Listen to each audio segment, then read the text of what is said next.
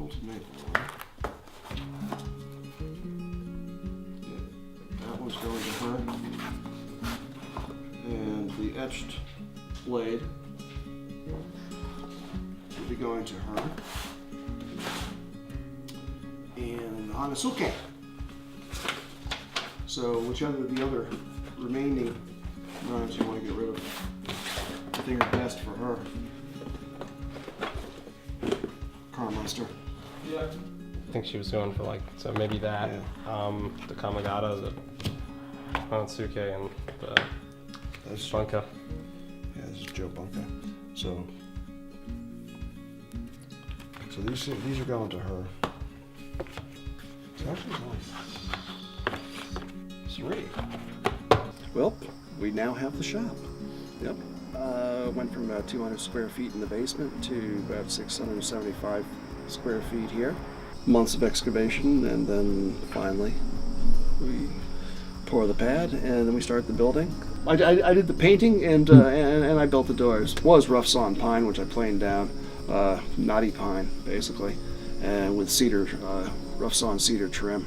Well, it took a long time actually to get it online because everything needs to be, you need shelves and benches put together, and you have to have some, even though you have the flow drawn up on paper as to where all your machines are going to be, you suddenly realize that it's like that's just not going to work as soon as you put that piece of machinery there. So it takes some time to actually really walk everything through. And I can create more floor space simply by moving stuff aside, and that's the whole idea on the flow, is knowing that you can reconfigure things as you need.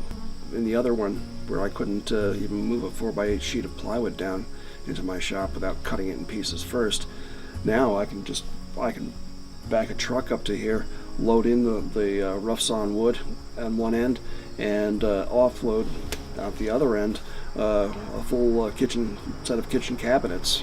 You always want more room. You always need more room.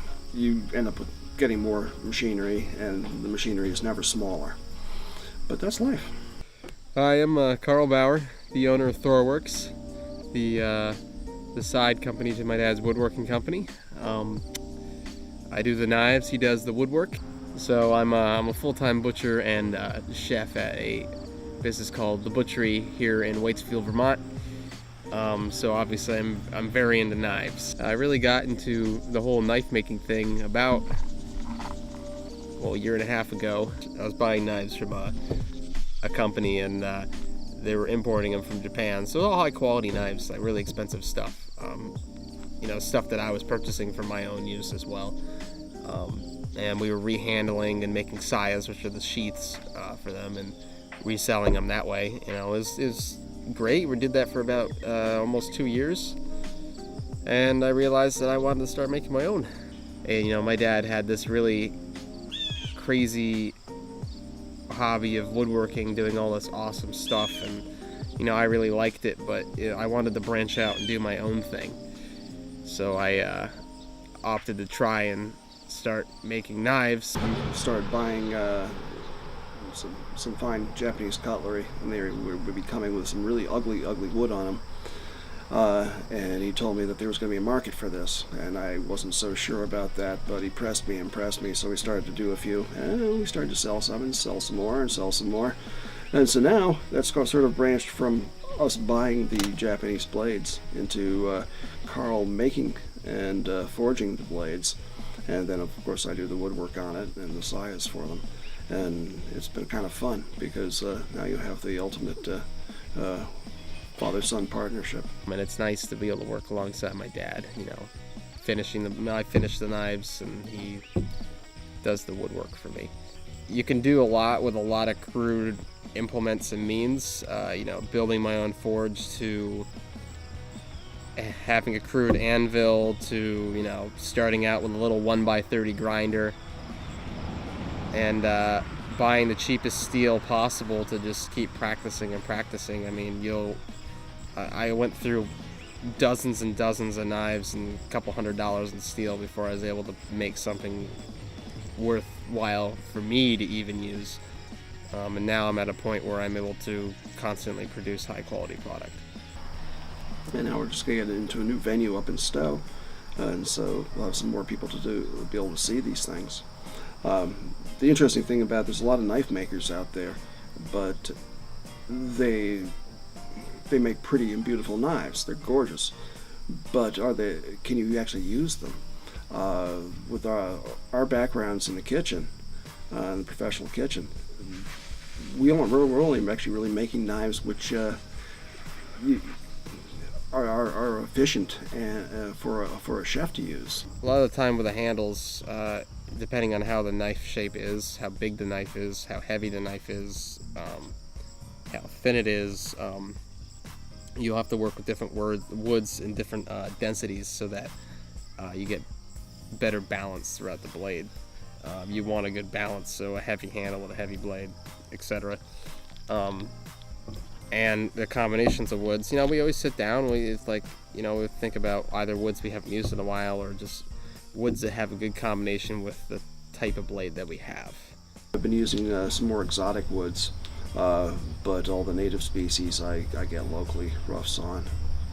Oh, things like Paduke or Bloodwood, Purple Heart, the Bacote, Zuricote, Cocobolo, Zebrawood, Rosewoods, all sorts of funky stuff. That's the hardest thing about the bladesmithing ends of things is people will help you, but only to a certain extent. They don't want you to be too successful. It's a competitive field, and it's kind of the same way the woodworking thing. There's a little bit more friendly people, I'd say, in that aspect, but there are friendly people that are willing to help out and spread their experience, but it's all very experience oriented. You can't really, as much reading and classes and everything you do, it still comes down to you putting in the time and effort and wasting a lot of steel to learn from it.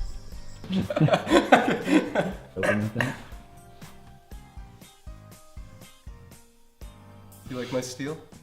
Well, pretty much anything. I mean, I'll jump between like reggae to like classic rock to like jazz to like Viking metal. That's a good one to get your blood going.